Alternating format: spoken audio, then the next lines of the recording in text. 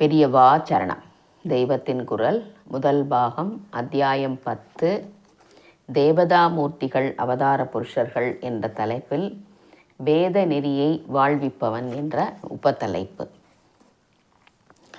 ஸ்காந்த மகாபுராணம்தான் புராணங்களுக்குள்ளேயே மிக பெரியது. ஏறக்குறைய 1.5 லட்சம் ஸ்லோகம் கொண்டது. உலகத்திலேயே இருப்பதற்குள் மிகப்பெரிய கிரந்தம் அதுதான் எனலாம். இப்படிப்பட்ட ஸ்காந்தம் இன்னும் வால்மீகி ராமாயணம், காளிதாசரின் குமார சம்பவம் எல்லாம் சுப்பிரமணியர் பெருமையை சொல்கின்றன. குமாரகுப்தன் என்கிற மாதிரி பழைய ஆரியாவர்த்த ராஜாக்களின் பேர் சுப்பிரமணிய பரமாக இருக்கிறது. ரொம்ப பழங்கால நாணயங்களில் கூட வட இந்தியாவின் மூலை கோடிகளில் கண்டெடுக்கப்பட்டவற்றில் மயூர வாகனராக குமாரசுவாமி இருக்கிறார். இப்போது பாகிஸ்தானுக்கும் போய்விட்ட எல்லை மாகாணத்தில் நார்த் வெஸ்ட் ஃப்ரண்டியர் கண்டெடுத்த குஷானர் நாணயங்களில் குமாரசுவாமி உருவம் பொறித்திருக்கிறது. வடபுலத்தின் பல ராஜவம்சங்கள் அவரை பிரம்மண்ய குமாரர் என்று குலதெய்வமாக கொண்டாடுகின்றன. அந்த ராஜாக்கள் தங்களையும் பிரம்மண்யர்கள் என்றே சொல்லிக் கொள்கிறார்கள். சுப்பிரமணியத்தின் முதல் எழுத்தை தள்ளினால் பிரம்மண்யம்தானே நிற்கிறது.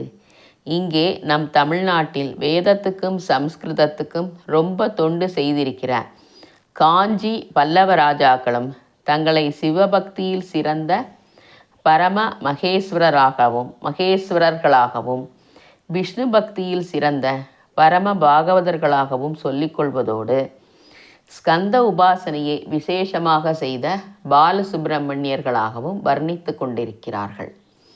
சாசனங்களில் இவற்றை பார்க்கிறோம்.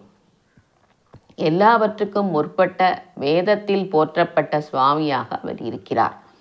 ரிக்வேத பஞ்சசூத்திரத்தில் தகப்பன் சாமியை பற்றிய பிரஸ்தாபம் வருகிறது. பரமேஸ்வரனை போற்ற வந்த இந்த வேத சூக்தத்தில் ஒரு மந்திரம், குமாரனை வணங்குகின்ற பிதா என்று அவரை கொண்டாடுவது அதிவிசேஷம். சாந்தோக்கிய உபனிஷத்தில் சனத்குமார ஸ்கந்தரை பற்றி வருகிறது. பாணினியின் வியாக்கரணம், அதற்கு பதஞ்சலி செய்த மகாபாஷ்யம் எல்லாவற்றிலும் ஸ்கந்தன், விசாகன் என்ற பெயர்களில் முருகனை பற்றி பிரஸ்தாபம் உண்டு. போதாயன தர்மசூஸ்திரத்தில் தினமும் செய்ய வேண்டிய வேத தர்ப்பணங்களில் ஸ்கந்தனும் அவனது பரிவாரங்களும் இடம்பெறுகிறார்கள். தமிழ் அபிமானம் உள்ளவர்களுக்கு இதையெல்லாம் சொல்ல வேண்டும். ஏனென்றால் தமிழ் மொழிக்கே முருகன் தான் அதிஷ்டான தெய்வம் என்று சொல்லிக் கொண்டிருக்கிறோம். முருகன் என்று அலாதி அன்பு சொட்ட சொல்வது தமிழர்களுக்கே உரிய பெருமை. ஆதி காலம் தொட்டு இங்கு குறிஞ்சி நிலக்கடவுளாக அவரை வழிபட்டு வருகிறோம். தொன்மையிலும் தொன்மையான தொல்காப்பியம் இதை சேயோன்மேய மைவரை உலகமும் என்கிறது. அறுபடை வீடுகள் என்று பிரசித்தமான சுப்பிரமணிய கஷேத்திரங்கள் தமிழ் தேசத்தில்தான் இருக்கின்றன. அவர் தமிழை உண்டாக்கியவர், வளர்த்தவர், சங்க புலவர்களில் ஒருவராக இருந்திருக்கிறார். அகஸ்தியருக்கு தமிழ் இலக்கணம் உபதேசித்திருக்கிறார். மிக பழைய சங்க காலத்திலேயே நக்கீரர் இவர் மீது திருமுருகாற்றுப்படையை பாடியிருக்கிறார். பலர் அதை பாராயணம் செய்தே கைகண்ட மருந்தாக பலன் அடைந்திருக்கிறார்கள். முன்னொரு முறை நம் மடத்து துவாரா மூலமாக ஒரு வைகாசி விசாகத்தின் போது இந்த திருமுருகாற்றுப்படையும் விநாயகர் அகவலியும் நிறைய அச்சு போட்டு எல்லோருக்கும் அன்பளிப்பாக வழங்கினோம். விநாயக சதுர்த்திக்குள் இவற்றை மனப்பாடம் செய்ய ஒப்புக்கொண்டவர்களுக்கு காவடி எடுப்பது, கிருத்திகா விரதம், சஷ்டி உபவாசம் இருப்பதெல்லாம் தமிழ்நாட்டுக்கே விசேஷமானவை. இதனால் எல்லாம் முருகனை தமிழ் தெய்வம் என்று குறிப்பாக சொல்லிக் கொள்கிறோம். ஆனால் இந்த காலத்தில் தமிழ் மதம் வேறு, வேத நெறி வேறு என்று பேதம் செய்வதில் சிலருக்கு ருசி இருந்து வருகிறது. இது ஆராய்ச்சி என்று சொல்லிக்கொண்டு நம் ஜனங்களை பேதப்படுத்துவதற்காக வெள்ளைக்காரர்கள் செய்த விஷமத்தை அனர்த்தமான விளைவு. வேத மதம்தான் என்றைக்கும் தமிழ் மதமாக இருந்திருக்கிறது என்பதுதான் என் அபிப்பிராயம். அந்த விவாதம் இப்போது வேண்டாம். குமாரசுவாமி ஒருத்தரை எடுத்துக்கொண்டால் இவர் தமிழ் தெய்வம் என்கிற போது, வேதத்திலும் தமிழ்நாட்டுக்கு வெளியிலும் இவர் ஆதியில் கிடையாது என்ற தப்பு அபிப்பிராயம் ஏற்படக்கூடாது என்பதற்கே ரிக்வேத காலத்திலிருந்து இராமாயணம், அப்புறம் புராண காலம், காளிதாசன் காலம், குப்தர்கள் முதலிய ராஜாக்களின் காலம் எல்லாவற்றிலுமே பாரத தேசம் முழுக்க அவர் பெருமை பரவி இருந்திருக்கிறது என்று காட்ட வந்தேன். வைதீக நெறியை வளர்க்கவே ஏற்பட்ட சுவாமி அவர் என்பதற்கு சுப்பிரமணியர் என்ற பெயரே போதும் என்று சமநிலையிலிருந்து பார்த்தால் தெரியும். பிரம்மண்யத்தை, அதாவது அந்தணர்கள் பற்றி ஒழுகுகிற வேத நெறியை வளர்க்கிறவர் சுப்பிரமணியர் என்பது வெளிப்படை. வேதத்துக்கு முக்கியம் வேள்வி, யாகம். வேள்விக்கு முக்கியம் அக்னி. தெய்வங்களுக்குள் சுப்பிரமணியர் தான் அக்னி சொரூபம் ஆனவர். அவருக்கு பஞ்சபூத சம்பந்தமும் உண்டு.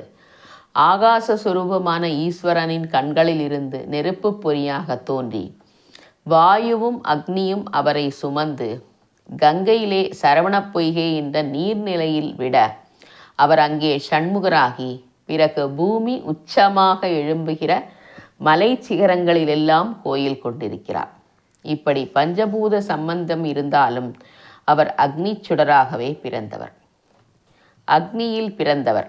அக்னி பூ என்றும் அவருடைய பெயர் வரிசையில் அமரகோசம் சொல்லி கொண்டு போகிறது.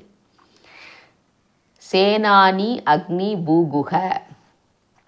குகையில், நம் இருதய குகையில் ஆத்மஸ்வரூபமாக அரூபமாக இருக்கிற குகன் இப்படி வெளிப்பட பஞ்சபூதங்களில் இருந்தாலும் முக்கியமாக அக்னி சுரூபியாக இருப்பதால் அவர் அக்னியாராதனையை மையமாக கொண்ட வேத பிரதிபாத்தியமான தேவதையே ஆவார். வேதநெறி க்ஷீணத்தால் அதை புனருதாரணம் பண்ணுவதே சுப்பிரமணிய சுவாமிக்கு முக்கியமான காரியமாக இருக்கிறது. தமிழ்நாட்டில் ஒரு முறையும் வடதேசத்தில் ஒரு முறையும் இப்படி புற சமயங்களை வென்று வைதீகத்தை ஸ்தாபிக்கவே அவர் 2 அவதாரங்கள் செய்திருக்கிறார். தமிழ்நாட்டில் ஏற்பட்ட அவதாரம் ஞானசம்பந்தர். பரமேஸ்வரனோ முருகனோ அவதாரம் செய்ததாக சொன்னால் இழுக்கு என்று நினைக்கிற சித்தாந்திகள் இருக்கிறார்கள். கர்ப்பவாசம் செய்தால் நிஷித்தம் என்பது அவர்கள் கருத்து. விஷ்ணுதான் அவதரிப்பவர். எங்கள் சுவாமியான சிவபெருமான் பிரபாயாக்கை என்பார்கள். ஆனால் அத்வைதிகளுக்கு எல்லா சுவாமியும் ஒன்றுதான். ஜீவாத்மாவும் பரமாத்மாவும் கூட ஒன்றுதான். இத்தனை ஜீவர்களாக அந்த பரமாத்மா கர்ப்பவாசம் பண்ணி வெளிவந்திருப்பதையே இழுக்காக நினைக்காமல் இவனிடம் கூட நீயும் பிரம்மம் தானப்பா என்று சொல்வது நம் கொள்கை.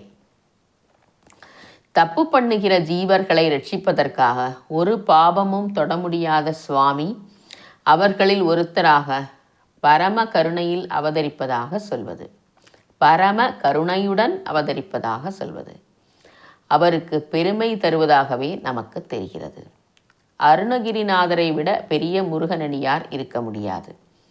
அவரே திருப்புகழில் முருகனை உரை புகலியூரில் அன்று வருவோனே என்கிறார். புகலியூர் என்று சீர்காழி, புகலியூர் என்பது சீர்காழி. ஞானசம்பந்தமூர்த்தி சுவாமிகள் சீர்காழியின்தான் அவதாரம் செய்தார். ஞானசம்பந்தர் எதற்கு அவதரித்தார் என்பதை சேக்கிழார் வேதநெறி தழைத்தோங்க என்று சொல்கிறார். சமணர்களை வாதில் வென்று பிரம்மண்யத்தை நிலைநாட்டினவர் ஞானசம்பந்தர். தமிழ் வேதமான தேவாரம் பாடிய அவரும் தம்மை நான்மறை ஞானசம்பந்தன் என்றே சொல்லிக் கொள்கிறார். இந்த மறைகளை மறைகூறும் யாகாதி கர்மாக்களை வாழ்த்தி வளர்ப்பது முருகனுக்கே ஏற்பட்ட ஒரு விசேஷமான காரியம் என்று திருமுருகாற்றுப்படையும் சொல்கிறது. தொன்மை வாய்ந்த 10 பாடலில் முதலாவதாக இருக்கிற நூல் அது. தமிழ்நாட்டில் குரவ நிலத்திலிருந்து சகல சமுதாயத்தினரும் சுப்பிரமணியரை எப்படி எப்படி வழிபட்டார்கள் என்பதை அது சொல்கிறது.